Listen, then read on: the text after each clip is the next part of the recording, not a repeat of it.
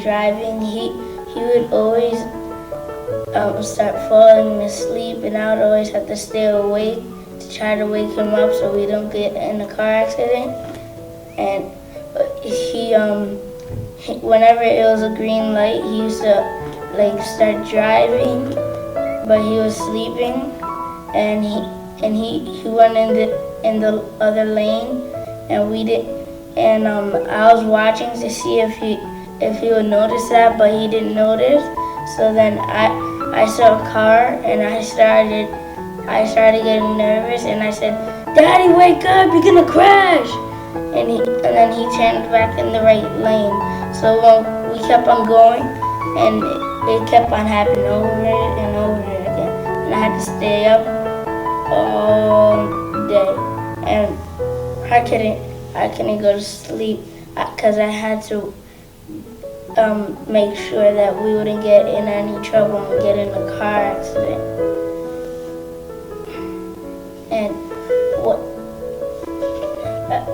And before that even happened, when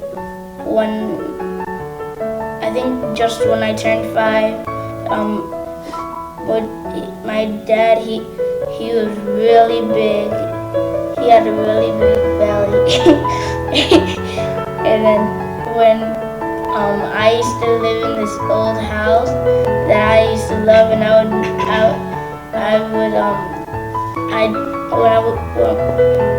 before we moved out, my dad ate something bad, but he didn't know that it was bad.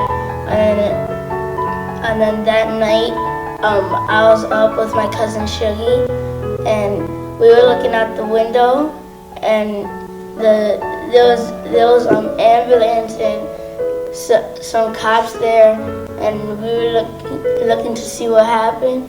And I saw my dad, and the cops tried to tell him that to get in the car, and my dad thought that they were gonna shoot him, but they really weren't. They just wanted to get him to the hospital. And then then he got in the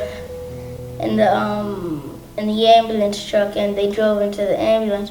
And then my grandmother came, and she asked me if I wanted to go see him, but I was so worried that I didn't want to go.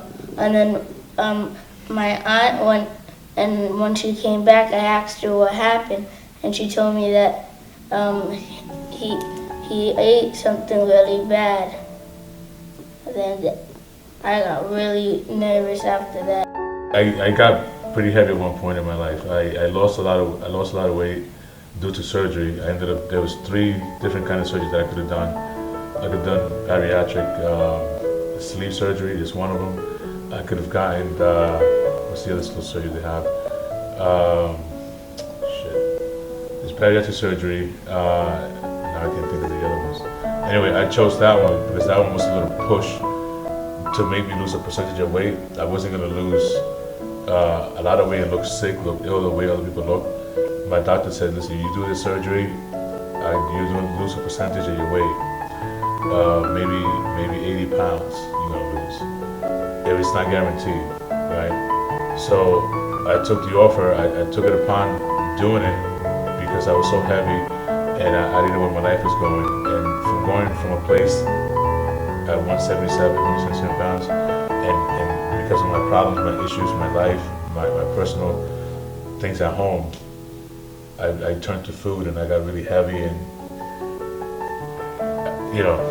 it's hard to get on track with this because it's really emotional. But the point is that I was able, over the years, he's 9, he's gonna be 9 now. He's gonna be 9 now. Over the 10 years, 11-year mark that we've been going through, I went from 177 pounds to 365 pounds, almost 370 pounds.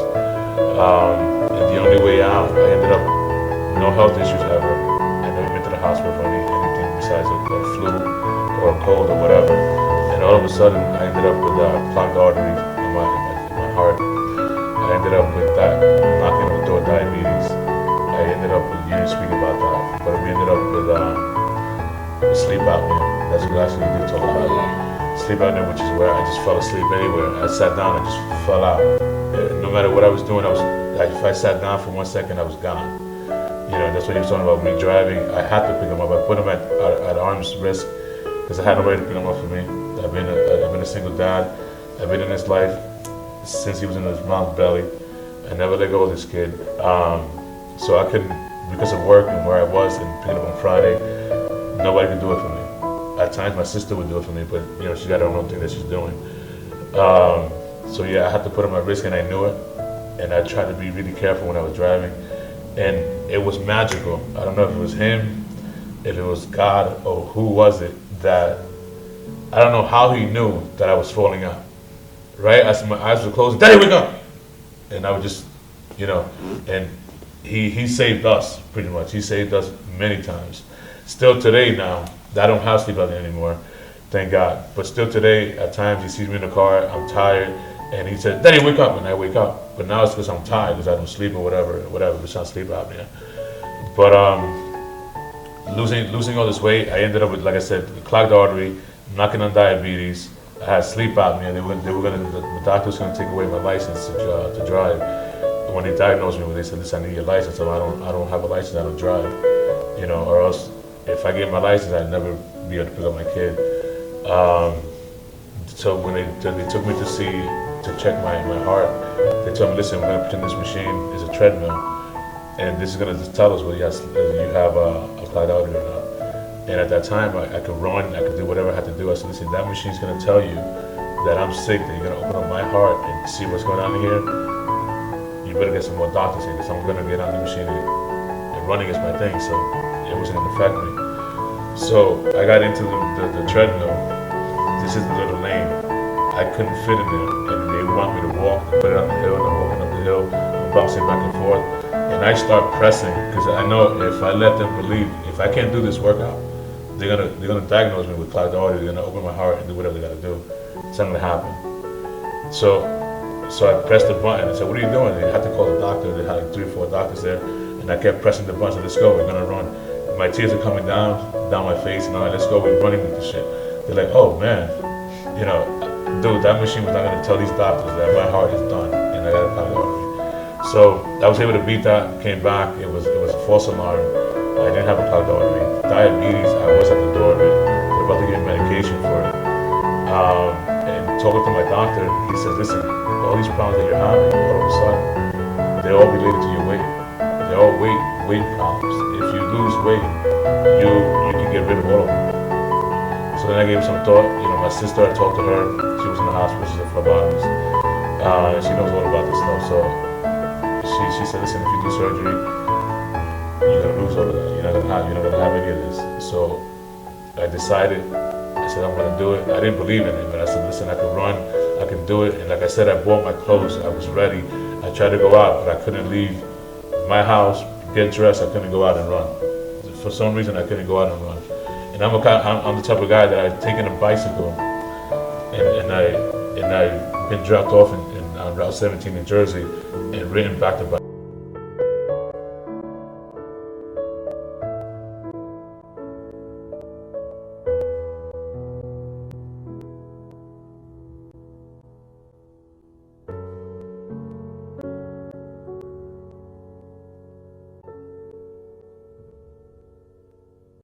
I don't know how I got so big. Stress did it. At the time when I was with his mom, and we got, and then we broke up, and she took him away from me, and whatever, we just couldn't get along. That really took me in. And all that time that went by, I spent eating. that's where I went to. Instead of going to the gym, instead of running. At the time, our little QuietStorm team died out, so we didn't have no training. When I was doing Empire State Games, it becomes on your own training. It's not part of a team anymore. So I couldn't. If I'm not part of a team, then I would not put the time in. I would not work out. If I don't have guys pushing me, I would not put the time in. That's kind of who I am. So anyway, all that took a toll, and I became this big guy.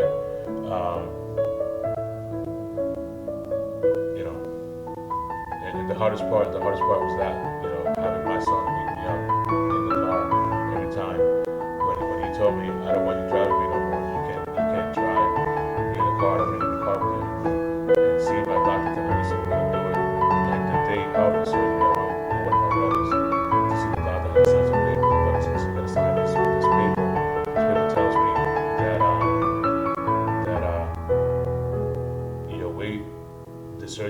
guarantee any weight loss. And the only thing that I can tell you is that you made that you made that is what I have to tell you, and you have to sign this document, and a witness has to sign it. So my life is flashing between my eyes. All I can think is my son and this paper and the witness, and the doctor. I said, do I sign this or do I continue to live the way I'm living? And I closed my eyes and I signed the paper and gave it to him. Did a surgery. Like I said, the surgery was going to guarantee me maybe 80 pounds to lose. From 370 pounds to 65 to 70. So today I'm trying to make this turn.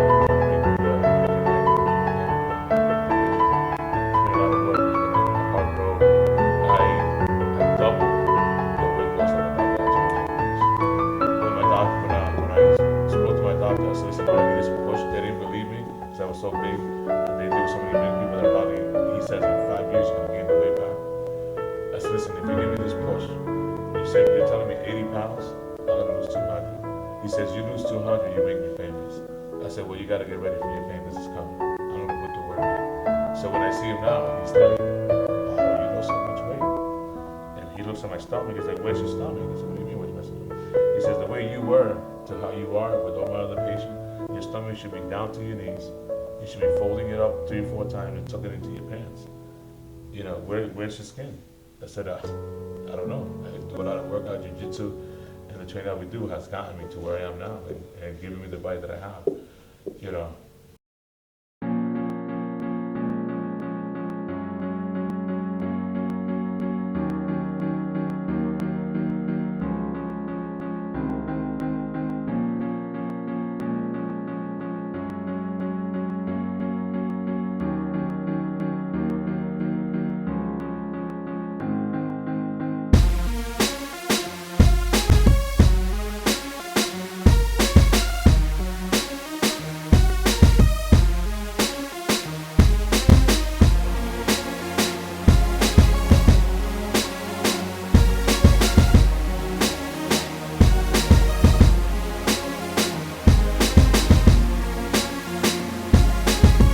Nancy Richie Rockland. We're out here at Retro Fitness. We have Andy, Dave, Matt, QuietStorm, putting in the extra hour, the extra work, extra fitness. The Matt guys will be born 11/19 Saturday at the Naga North American Grappling Tournament. Be ready. Come through, support us. We're doing great things for Naya. You? Thank you for coming. Gold medals all around.